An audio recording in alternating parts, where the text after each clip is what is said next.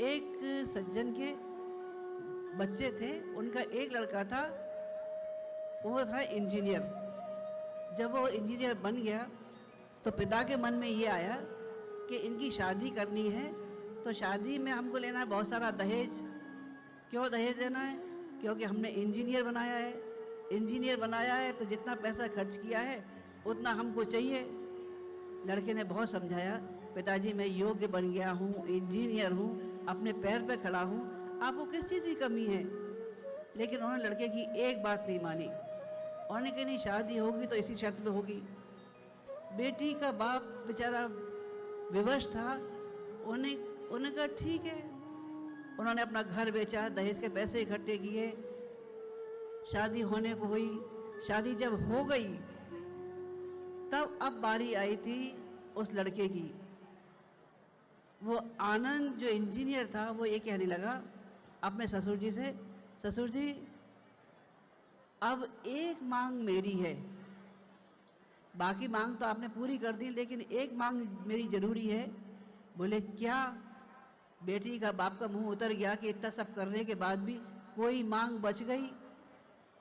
उसको अपनी बेटी विदा कर रही थी, क्या करता? उन्हें पूछा बताइए साहब आपकी क्या फरमाइश है? बोले हमारी एक ही फरमाइश है कि या तो आप अपने घर में एक कमरा दे दें या हमारे रहने की व्यवस्था कहीं करा दें। बोले क्यों? बोले ये हमारी मांग पूरी कर सकते तो अब बारात विदा होगी, नहीं तो नहीं होगी।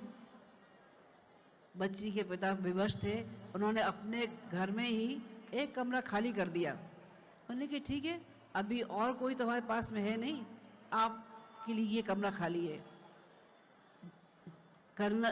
इंजीनियर आनंद ने अपना दहेज का सारा सामान उस कमरे में और लड़की का सारा सामान उसमें रखवा दिया।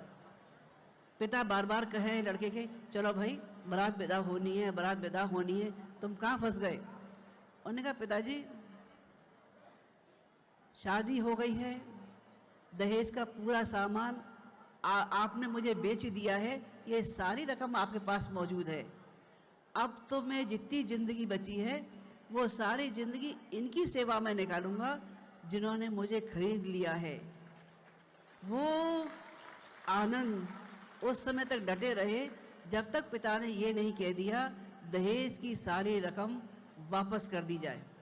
दहेज की सारी रकम वापस हुई, तब कहीं जाके बेटी की डोली उठी और आनंद इंजीनियर अपनी पत्नी को लेके घर रवाना हुए। ये साहस अगर जाग जाए तब